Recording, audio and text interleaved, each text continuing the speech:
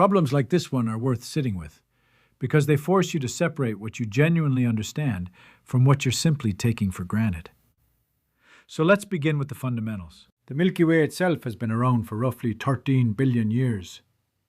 Our own solar system showed up only about 4.5 billion years ago.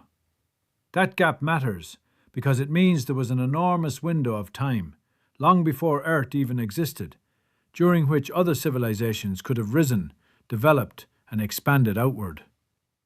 Our home galaxy, the Milky Way, holds somewhere between 200 and 400 billion stars. Pause on that number for a moment. 400 billion. And thanks to discoveries made over the past few decades, we now know that planets aren't rare exceptions. They orbit most of these stars.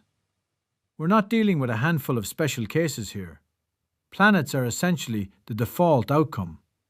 And that means we're talking about an almost incomprehensible number of worlds. Even a civilization only slightly ahead of us technologically, one capable of building ships that cruise at just 1% of the speed of light, could sweep across the entire galaxy within a few tens of millions of years. Set that against the billions of years on the clock, and that journey looks almost instant. A few ticks on a timer that's been running for an eternity. So here's where things get puzzling. If intelligent civilizations should statistically exist, and the numbers suggest they should, then at least some of them ought to have spread far and wide by now. They should have left footprints, colossal engineering feats, radio transmissions, something we could detect. Yet when we scan the sky, we hear nothing. Complete stillness. That silence is the heart of the puzzle, what scientists call the Fermi paradox, or simply the Great Silence. What does this quiet tell us? Either our core assumptions are flawed, or there are profound obstacles that consistently stop civilizations from expanding across interstellar space. Researchers have proposed a range of explanations, and as you consider each one, notice a common theme. Nearly all of them invoke some kind of dramatic, far-reaching barrier. Humanity has been scanning the skies for alien radio signals since around 1960, roughly 60 to 70 years. The universe, by contrast, is billions of years old. A civilization might have broadcast signals a billion years ago, long before our species existed. Others might be transmitting right now, but on frequencies or using methods we haven't figured out yet. Perhaps neutrino pulses or some communication channel we haven't even conceptualized. Under this explanation, silence doesn't mean emptiness. It just means we haven't tuned in to the right channel yet. But consider what that implies. Advanced civilizations would have to be avoiding the most straightforward communication methods. If I were trying to reach someone in another star system, electromagnetic waves, traveling at light speed, carrying rich information, seem like an obvious starting point. If nobody's using them, that itself is a clue worth thinking about. Another idea is that somewhere in the journey from chemistry to cosmic civilization, there's a wall, a developmental threshold that almost no species survives crossing. This concept is known as the Great Filter. There are two uncomfortable versions of this idea. In the first, the filter sits behind us. Perhaps the emergence of life itself is extraordinarily improbable. Or perhaps the leap from single-celled organisms to complex creatures, or from animals to genuinely intelligent beings, is so statistically unlikely that it almost never happens. If that's the case, we might be among the vanishingly rare intelligent species in the galaxy. That rarity would explain the silence. The second version is harder to sit with. What if the filter lies ahead? What if civilizations routinely reach a certain stage of development and then collapse? Through war, ecological destruction, or some other catastrophe we haven't anticipated. If that's true, we're on a collision course with the same wall. It's not a cheerful thought, but it deserves serious consideration. There's another dimension to this puzzle that often gets overlooked. Timing. The distances between stars are difficult to truly absorb. Our nearest stellar neighbour, Proxima Centauri, sits about 4 light-years away. A spacecraft moving at 10% of the speed of light, an extraordinary achievement by any measure, would take around 40 years to reach it. That's not unimaginable, but it's not trivial either. More importantly, even if civilizations are out there, And even if they possess the technology for interstellar travel, there's no reason to assume their expansion would coincide with our moment in history. One civilization may have explored its corner of the galaxy 2 billion years ago. Another might be doing so right now, on the opposite side of the Milky Way. The probability that their trajectory intersects with ours, in both space and time, is actually quite small when you account for the full scale of the galaxy and the full stretch of cosmic history. Imagine two people throwing pencils across a vast room simultaneously. The chance of those pencils colliding is not zero, but without deliberate aim, it's close. Some researchers have proposed that a sufficiently advanced civilization wouldn't send crewed missions at all. Instead, they dispatch self-replicating robotic probes. The logic is elegant. Send one probe to a star system, it arrives, gathers local resources, and builds two copies of itself. Those two travel to two new systems, and each builds two more. The sequence unfolds exponentially. 2, 4, 8, 16, 32. And within just a few million years, an entire galaxy could be seeded with these machines. Such probes would leave clear evidence. They'd be consuming planetary resources, constructing large-scale structures, doing things that would stand out against the natural background of the cosmos. We'd notice. But we haven't noticed anything. The stars look like stars. Nothing appears to be out of place. Maybe they just don't want to. Perhaps advanced civilizations lose the appetite for expansion. Once a species reaches a sufficiently high level of capability, maybe physical colonization becomes unappealing. Perhaps they retreat inward, building elaborate virtual environments, constructing simulated universes inside computers, or even transferring their consciousness entirely into digital form. If you could experience infinite richness from within a computing substrate, why bother hauling yourself across 4 light-years of vacuum? This would explain the silence not as absence, but as indifference toward expansion. There's a more unsettling possibility. Picture the galaxy as an unlit forest, and each civilization as a hunter moving through it. You don't know whether the other hunters are friendly or dangerous, so you stay quiet. You don't broadcast your position because a signal might attract something hostile. You conceal yourself and hope no one detects you. If every civilization reasons this way, the result is a galaxy teeming with life, all of it deliberately silent. Everyone is hiding from everyone else. Let's think practically about what it would actually take for another civilization to reach us.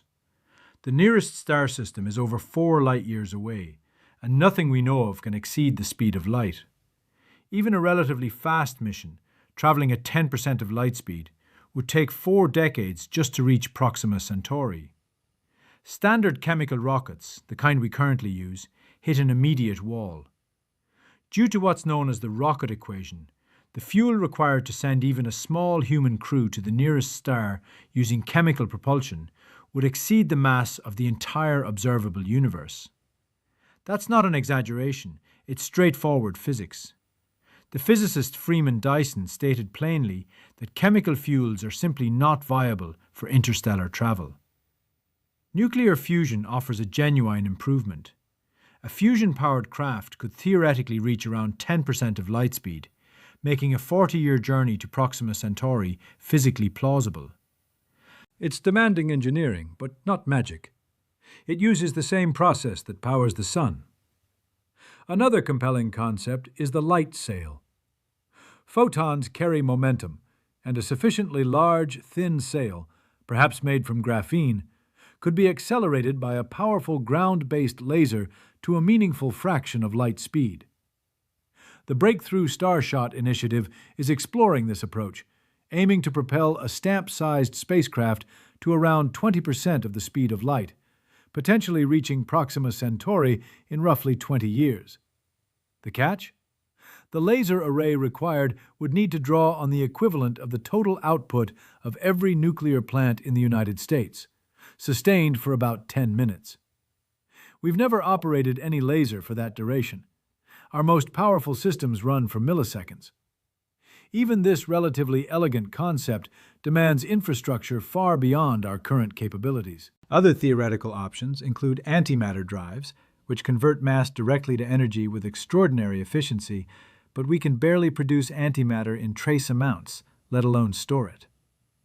Wormholes appear in Einstein's equations as mathematical possibilities, but they seem inherently unstable and would require so-called exotic matter with negative energy density, which may not exist in any practical sense.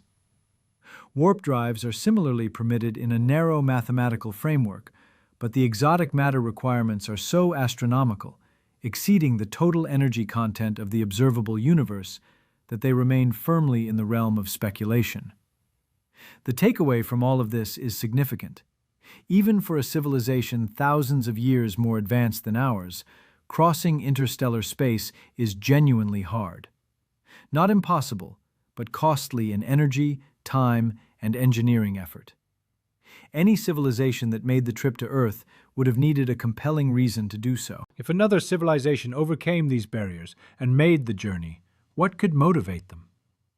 Scientific curiosity is one answer, the same drive that compels us to explore.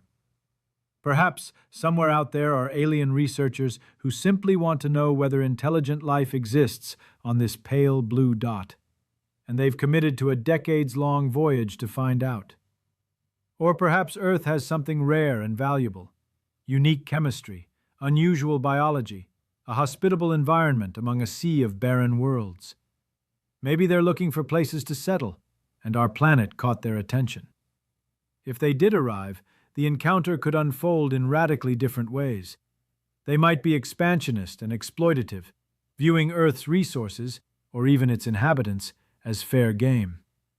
Or they might be genuinely generous, willing to share knowledge and accelerate our development in ways we can barely imagine. Or they might be entirely indifferent, observing us the way a field biologist watches insects, with detached curiosity but no intent to interfere. Some researchers have proposed what's called the zoo hypothesis, that advanced civilizations are deliberately leaving us alone, watching our development from a distance and choosing not to intervene, the way a wildlife reserve keeps observers from disturbing the animals within. Here's a thought worth sitting with. Maybe contact has already happened, or is happening now, and we simply lack the tools to recognize it. We search for radio signals and look for large-scale construction projects around stars. But what if a civilization advanced enough to cross interstellar space operates through mechanisms so far beyond our understanding that their presence is invisible to us? Arthur C. Clarke once observed that any sufficiently developed technology becomes indistinguishable from a natural phenomenon. Perhaps we're already surrounded by evidence we're interpreting as ordinary physics. Or perhaps they exist in a post-physical form entirely, digital intelligences distributed through space in some substrate we haven't imagined. Or, and this may be the simplest answer, perhaps they're not here because the effort simply isn't worth it to them. Perhaps mature civilizations find everything they need within their own stellar neighborhood and have no desire to venture further. Perhaps curiosity, for them, has limits. These questions are valuable not because we have answers, but because of what they reveal about the boundaries of our knowledge. We are, in a sense, children standing at the edge of a vast ocean, aware that something lies beyond the horizon, but unable to make out its shape. What we can say with confidence is this: if another civilization genuinely committed to reaching us, if they devoted the resources, the engineering, and the resolve, the laws of physics don't rule it out. It would be profoundly difficult, but possible. And perhaps that's the question that deserves the most attention, not just whether they exist, but whether, if they do, they would ever choose to find us. Because in a universe this large and this old, Earth remains, as far as we can verify, the only confirmed address of intelligent life. Whether that's remarkable or heartbreaking depends entirely on how you choose to see it. The silence of the night sky has haunted thinkers for centuries. One day we may understand what it means. We may learn we have neighbors, or we may confirm that the distances are simply too great and the will to cross them too rare for for civilizations to ever truly meet. Until then, the question remains open. And staying curious about open questions, that's not a failure of knowledge. That's the whole point of the search.